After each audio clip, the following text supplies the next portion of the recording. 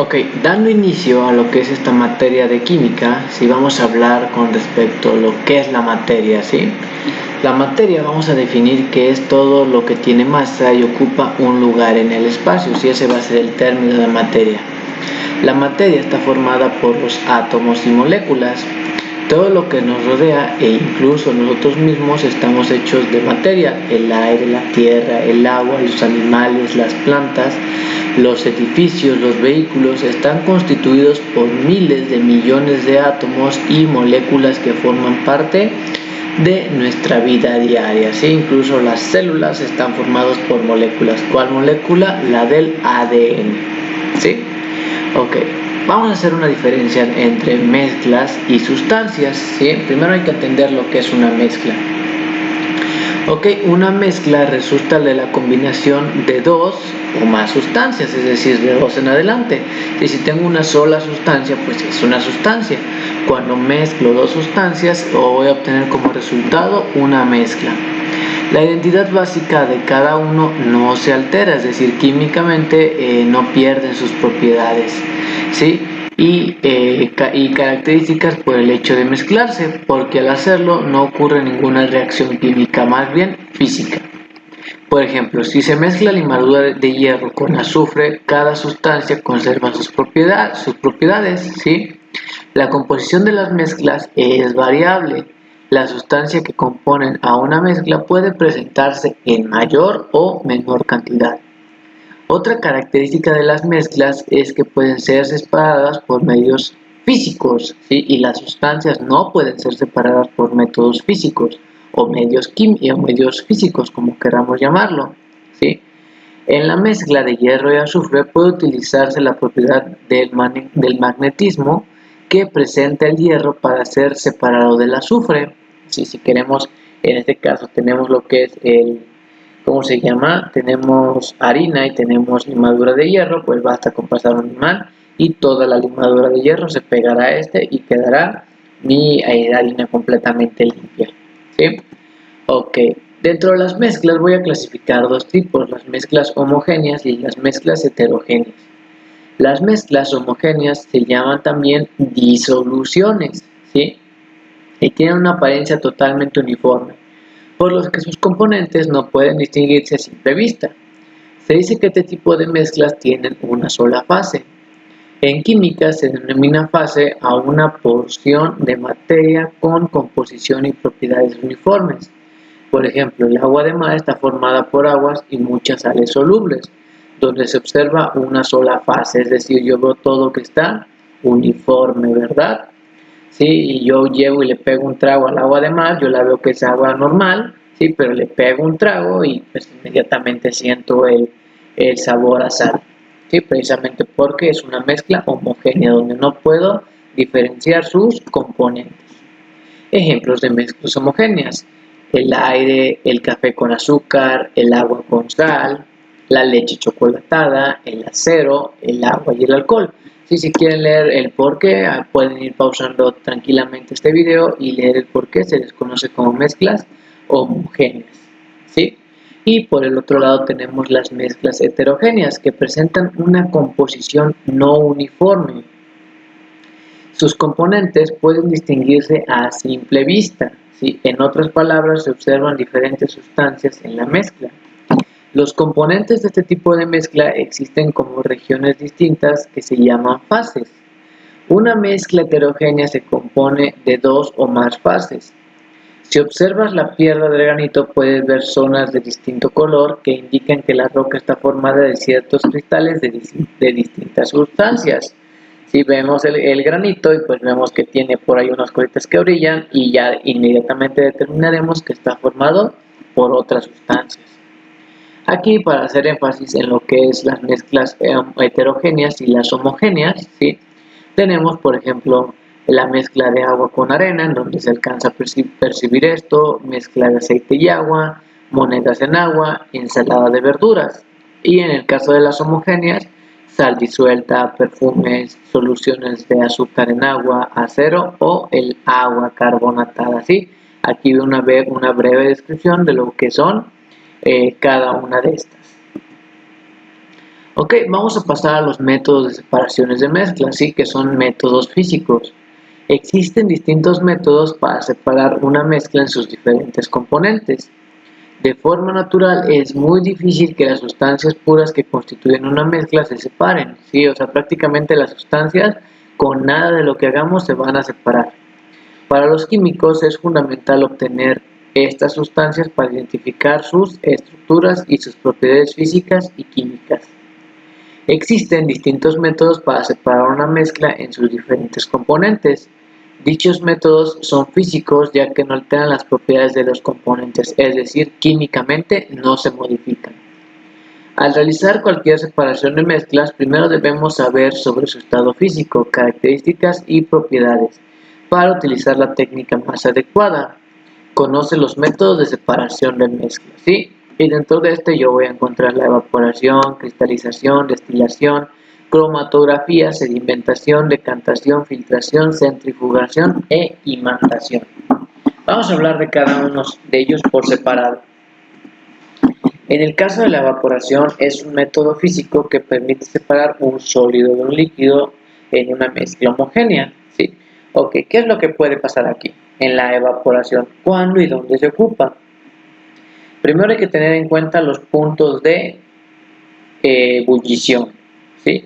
¿Qué es el punto de ebullición? El punto en el que la materia pasa de estado líquido a estado gaseoso, ¿sí? Eso le llamo punto de ebullición. En el caso de que, por ejemplo, yo tenga agua con sal, ¿sí? El punto de ebullición del agua es a los 100 grados Celsius. ¿Sí? Si yo quiero que mi agua se evapore, la pongo a 100 grados Celsius y sin problema se evaporará. ¿Sí? Pero pues para tener sal gaseosa, si para tener sal líquida es un problema, ¿sí? Necesito, creo que aproximadamente, lo se ve en una diapositiva más adelante, pero cerca de 700, 800 grados Celsius. ¿Sí? O sea que los 100 grados Celsius ni cosquillas le hacen, ¿sí? Se sigue manteniendo en estado sólido. Pero para mantenerla en estado gaseoso, si mal no estoy, se necesitan alrededor de 1200 grados Celsius. Nuevamente, pues los 100 grados Celsius no le hacen nada a la sal. ¿Sí? Más adelante se rectifica esta temperatura. ¿Sí? ¿Y qué es lo que pasa? Si yo hiervo agua con sal a 100 grados Celsius, ¿sí? Pues obviamente toda mi agua se va a evaporar y me va a quedar el sólido, que en este caso es la sal. Por eso es que yo regularmente tiendo a tener mis ollas así, porque pues, mi agua se evapora y me quedo con la sal. Aquí hay que tener en cuenta que no me interesa perder el líquido y me interesa quedarme con el sólido, ¿sí? Ok, la cristalización. Este método se utiliza para separar una mezcla de un sólido y un líquido. Y de seguro me van a decir, pero entonces no es el mismo que la evaporación. No. ¿Por qué? Porque el punto de ebullición, o más bien el punto de, podemos decir, de ebullición, de derretimiento del azúcar es mucho menor que lo que viene siendo el del agua, ¿sí? El azúcar se derrite a los pocos grados Celsius y se ebulle también a pocos grados Celsius, a menos de 100. Entonces, si yo mi agua con azúcar la hiervo a 100 grados, ¿qué es lo que va a pasar? Pues toda mi azúcar va a ebullir, va a pasar de estado líquido a estado gaseoso, ¿sí? Y pues me va a quedar realmente muy poca azúcar en comparación a la que yo quiero, ¿sí? Entonces es cuando utilizo la cristalización. ¿Qué es lo que pasa aquí? Voy a calentar un poco mi mezcla hasta que se forme esta especie de agüita color un poco marrón, ¿sí? Y posteriormente pues voy a dejar que esta se enfríe, que esta se cristalice, ¿sale? Y de esta manera yo voy a obtener lo que es mi azúcar, ¿sí? De aquí proviene lo que es la azúcar morena. Por ejemplo, aquí en Morelos es muy dado en el municipio de Zacatepec la producción de caña, ¿sí? ¿Qué es lo que hace? Se lleva la caña, se lleva una especie de molinos en donde la caña se exprime, ¿sí? Pasan la caña, se exprime y se obtiene una agüita similar a esta. Entonces, ¿qué es lo que pasa? Esta agüita posteriormente pasa por un proceso de cristalización y voy a obtener mi sal, mi azúcar morena, ¿sí? De hecho, La otra vez vi un cuestionamiento que decía que cuál era mejor, si el azúcar blanca o el azúcar morena. Sí, la mejor que puedo consumir es el azúcar morena o el azúcar morena. Creo que es correcto los dos términos, ¿sí? Ya que el azúcar blanca pues tiene muchos más químicos para que esta precisamente se vea blanca. ¿Sí? Así que pues el color no importa, disfrutemos el azúcar lo más natural que se pueda, sin tanto químico. Posteriormente pasamos a la destilación, ¿sí? En donde consiste en separar dos o más líquidos, ¿sí? También puede funcionar para sólido líquido, ¿sí? Vamos a que aquí pueden leer esto ustedes con calma, pero vamos a pasar al ejemplo de aplicación, ¿sí? Bueno, aquí vamos a hacer un ejemplo que dice, por ejemplo, la separación del agua que hierve a los 100 grados y el alcohol de vino de mesa que hierve a los 78, ¿sí? Vamos a hablar, por ejemplo, de la destilación. ¿En dónde hemos oído la destilación? ¿Sí? En el tequila, ¿verdad? El primer paso es cortarle al agave la variedad azul, ¿sí? A modo de que nada más me quede esta jima, ¿sí? Que se le quita todas las pencas y se deja el corazón. El maguey se muele para extraer los azúcares, ¿sale? Que lo voy a moler y me va a quedar una especie de pulpa. Se cuecen los azúcares extraídos. Después se fermenta en tanques con la temperatura controlada, ¿sí? Y se hace destilaciones para eliminar el agua y concentración de alcohol. La filtración se hace con la finalidad de obtener un líquido transparente y brillante y se deja reposar en contenedor de roble. Este paso se le conoce como añejamiento. Y por último se embotella, ¿sí? Aquí, si se dan cuenta, es muy parecido al de evaporación, pero me interesa quedarme con el líquido de menor punto de ebullición, ¿sí? Entonces voy a utilizar este destilador, ¿sí? Sea de una forma de laboratorio, o sea, más rural, ¿sí? Más rudimentaria, pues a final de cuentas aquí, ¿qué es lo que hago? Me quedo con aquel compuesto que tenga punto de ebullición menor, ¿sí? Aquí todo aquello que bulle se va a evaporar primero, pasa por esta parte que le llamamos enfriador, ¿sí? Y aquí se va a almacenar mi respectivo tequila. Un proceso similar es también el del petróleo, ¿sí? Del petróleo para hacer la gasolina. Es un proceso similar, pero pues obviamente muchísimo más complejo. ¿Sí? Si no tendríamos todos pues fábricas de petróleo a gasolina y vendiéndose en cualquier parte, ¿no? De la gasolina, sin necesidad de ser guachicoleo. Ok, posteriormente tenemos la cromatografía. ¿Qué es la cromatografía?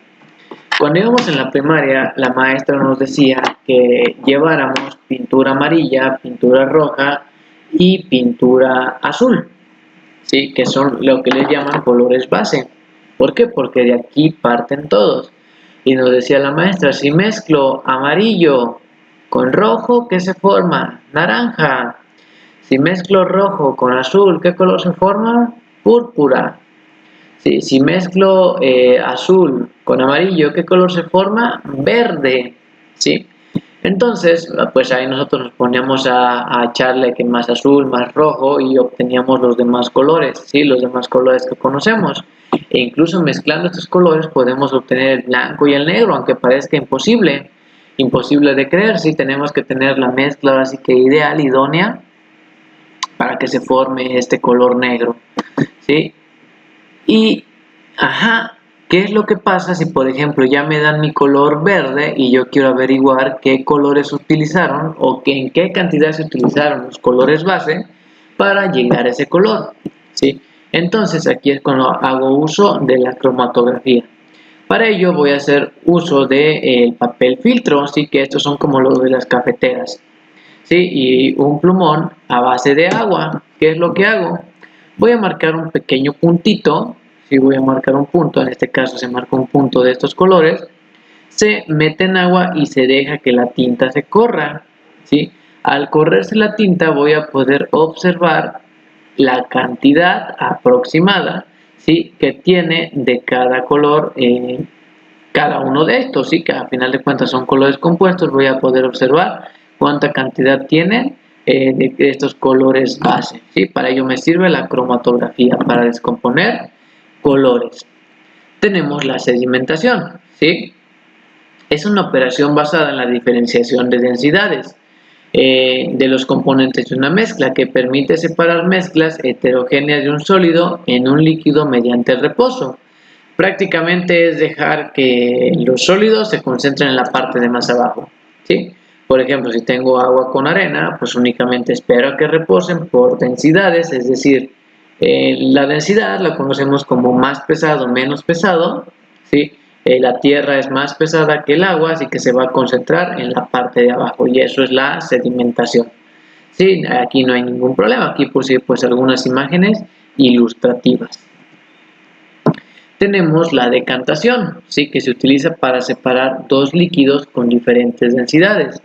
En el caso de la sedimentación se utiliza más que nada para sólido líquido, y en el caso de la decantación se utiliza más para líquido líquido, ¿sí? Entonces, la decantación, ¿cómo funciona? De igual manera, se necesita dejar reposar los dos líquidos, ¿sí? En el caso, por ejemplo, del aceite y el agua, ambos son líquidos, pero estos no se mezclan. ¿Qué es lo único que hay que hacer? Pues dejarlos reposar, ¿sí? El aceite, como tiene menor densidad, se concentrará en la parte de arriba, y el agua, como es más densa o el agua es más pesada, se concentrará en la parte de abajo. Esto comúnmente lo vemos cuando nos comemos una sopa, así que quedan estas burbujitas por acá arriba, ¿sí? Si yo quiero comer una sopa sin grasa, pues únicamente quito estas burbujitas y ya estaría comiendo algo sin aceite, sin grasa también le llaman, ¿sí? Por ahí en internet anda rodando un video en el que con hielo se puede extraer todavía aún más fácilmente este aceite que está aquí. Filtración, ¿sí? Se trata de una operación en que se permite separar mezclas heterogéneas, ¿sí? De un sólido insoluble en un líquido. Se hace para pasar la mezcla a través de un papel filtro y que el sólido se quede en la superficie del papel y el otro componente pasará, es decir, aquí quiero atrapar el sólido y que pase el líquido, ¿sale? Por ejemplo, aquí vemos algunos filtradores que lo vemos en los tinacos, o desarenadores que también le llaman, ¿sí?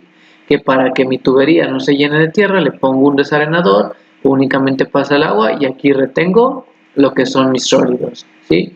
O también lo puedo ver cuando lavo el frijol, cuando lavo el arroz, ¿sí? Que me interesa que las partículas líquidas pasen a través de lo que viene siendo la coladera, ¿sí? El colador, y yo me quede con las partículas sólidas, así que en este caso puede ser mi arroz o mi frijol. Y hablamos de la centrifugación, ¿sí? ¿En dónde hemos oído hablar la centrifugación? Esto lo hemos oído, lo hemos visto más comúnmente en lo que viene siendo las lavadoras, ¿sí? Para todos aquellos que tenemos la fortuna de tener alguna lavadora en casa, ¿sí? ¿Qué pasa cuando yo le selecciono a esa parte de la centrifugación? La lavadora comienza a dar revoluciones en muy poco tiempo, ¿sí? Su velocidad viene siendo pues bastante rápida, comienza a girar bastante rápido. ¿Y para qué me sirve la centrifugación? Me deja la ropa más seca, ¿verdad? Ok, ¿qué es lo que pasa con la centrifugación? ¿Sí? En este caso, las partículas más pesadas se van a ir al fondo de mi objeto, ¿sí? Las más livianas se van a ir a la parte de arriba. Es decir, toda la ropa que es más pesada que el agua se va a ir a la parte de abajo, y el agua, que pues obviamente es más ligera, es menos densa, se va a ir a la parte de arriba. Aparte del movimiento circular, pues hasta que estos expulsen el agua, ¿sí? Pues que mi ropa, que después de la centrifugación queda muy pegada a lo que viene siendo la parte de abajo de mi lavadora. También la centrifugación la vemos en lo que viene siendo la sangre, ¿sí? Muchas veces aquellos que hemos tenido la desgracia de que nos dé dengue, ¿sí? Que nos dicen, hazte un estudio para saber cómo andas de plaquetas. Entonces vamos, nos sacan sangre, ¿sí? Tenemos toda la sangre revuelta con todo esto por aquí, ¿sí? Y pasan a través de este centrifugador que de igual manera gira en revoluciones a gran velocidad. En la parte de arriba van a quedar lo que son las plaquetas y el plasma, ¿sí? Y por aquí quedarán los glóbulos blancos a la mitad, y en la parte de abajo los glóbulos rojos, ¿sí? Y aquí de esta manera yo puedo separar lo que es mi sangre. Lo más liviano queda en la parte de arriba y lo más pesado en la parte de abajo. Y tenemos la imantación, que bueno, esto es una propiedad de los materiales, y en este caso que habíamos hablado anteriormente, si yo mezclo hierro con harina, imagínense que yo lo quiero hacer con los dedos, pues voy a tardar ahí mucho tiempo, ¿verdad? En cambio, si paso un imán, pues va a jalar todo el hierro y asunto resuelto. ¿Sale? Lo mismo podría pasar con la arena. Aquí aprovechamos las propiedades magnéticas de los elementos que lo conforman. ¿Sí? Así que cuando escuchemos esta frase que dice te voy a buscar como aguja en un pajar, pues no saben de métodos de separación de mezclas, ¿verdad? Porque pues tan sencillo sería como pasar un imán y encontrar la dichosa aguja. Ok, aquí le estaríamos dejando, ¿sí? Y pasaríamos a lo que son las sustancias químicas.